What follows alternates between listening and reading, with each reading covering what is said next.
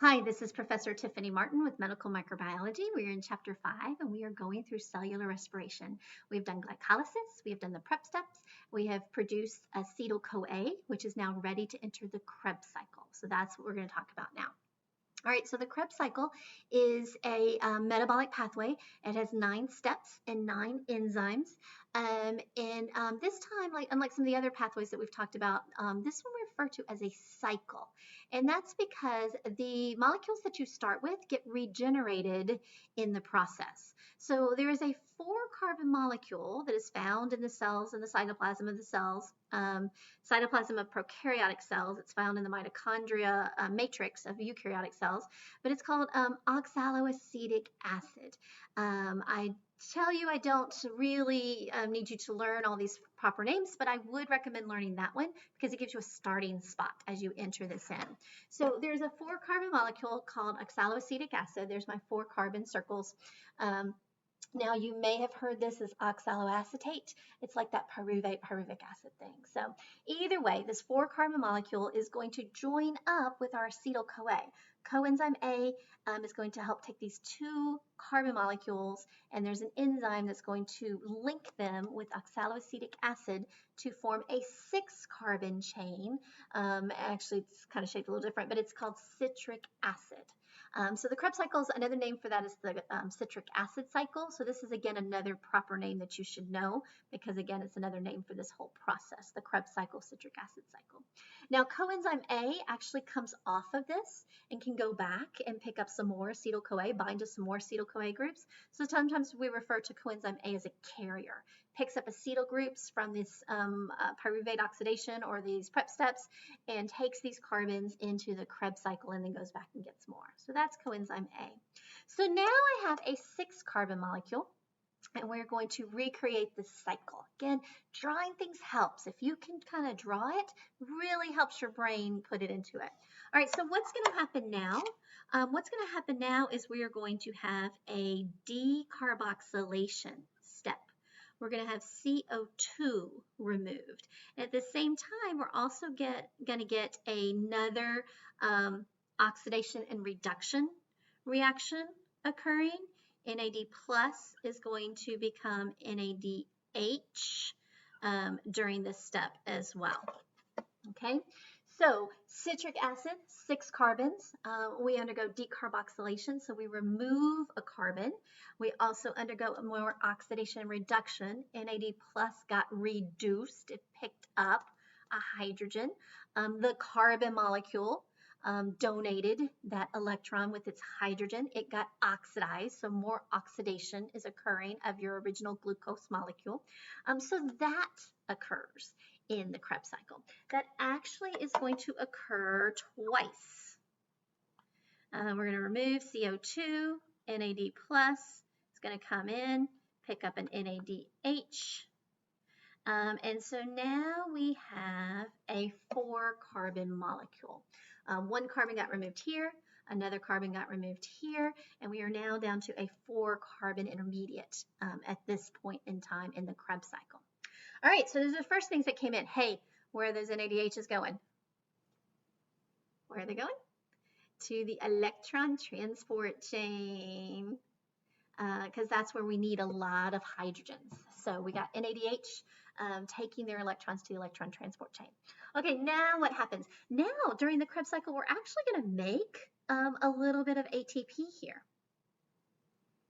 Okay, so that's good. That's what we're trying to make, right? End products, ATP. So we do make a little bit of that in the Krebs cycle as well. What else happens? We get some more oxidation and reduction. This time we get a molecule. We've been using NAD+. We get a molecule called FAD. And FAD is going to get reduced and become FADH2. So FAD comes in, picks up a hydrogen that was donated from our carbon molecule, so it got oxidized. the carbon molecule. Got oxidized, donated some electrons with their hydrogens, and we had FAD come in and now becomes FADH2. So FAD is very similar to NAD+. They're kind of related if you want to think of it that way. It also is a good electron acceptor, and at this point in time, he fits better into the Krebs cycle. So FAD comes in and picks up some electrons here. Okay, what else is going to happen from that? I think some water is going to come out. We are going to get another molecule of NAD plus that gets reduced to NADH. And at the end of this, we end up forming a 4-carbon molecule called oxaloacetic acid. All right, so if we want to go through, hey, where's that NADH over here going to go?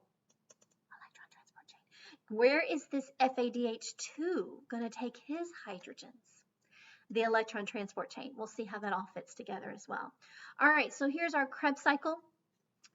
Do remember, hey, let's go back to the PowerPoint and see what we missed, and then we'll come back and sum it up. So acetyl-CoA comes in, joins with oxaloacetic acid to make a 6-carbon molecule, citric acid. We're going to get some decarboxylation and oxidation reduction.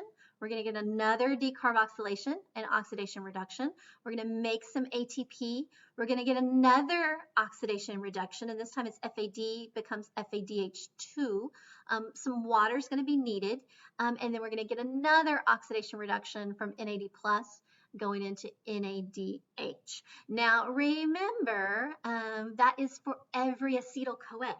How many acetyl-CoAs did we make per molecule of glucose?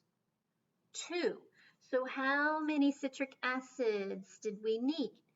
2. How many decarboxylations and oxidation reductions occurred in that first step? 2. And the second step? 2. So I had 4 carbons removed from my original molecule of glucose. So that happened. I made 2 ATPs. I need 2 down here. Are you getting it? So make sure you get the big 2 in front of everything because we are keeping track per molecule of glucose. Okay. All right, so fun fact, this is going to be a challenge for you, and you may even want to check with your friends too before we come back, but how did the original 6 carbons I had in glucose, how many are left after the Krebs cycle? Go back through, go find the carbons, and see how many you can find left. Think about all the times you got decarboxylation, how many carbons removed, and out of that original glucose molecule, how many carbons are left, okay? I'll give you a second. Okay, so what did you find out? At the very beginning, glycolysis, we took 6 carbons, we broke them into 2 3-carbon molecules. So I had 6 for glucose, and then they got broken up into 3 and 3 for pyruvic acid. So they got rearranged a little bit, but I still have my 6 original carbons, right? Then what happens? Prep steps, right? Did we have any decarboxylation in the prep steps? We did. We had a decarboxylation in the prep steps. So 1 got removed, and it got removed from both of them. Everything is happening the same thing. So for my original 6 carbons, how many do I have left now? 4. All right, so I have 2 acetyl-CoAs that go into the Krebs cycle, and then I get decarboxylation there. So for every acetyl-CoA goes in the Krebs cycle, we get 2 decarboxylation steps. Do you remember?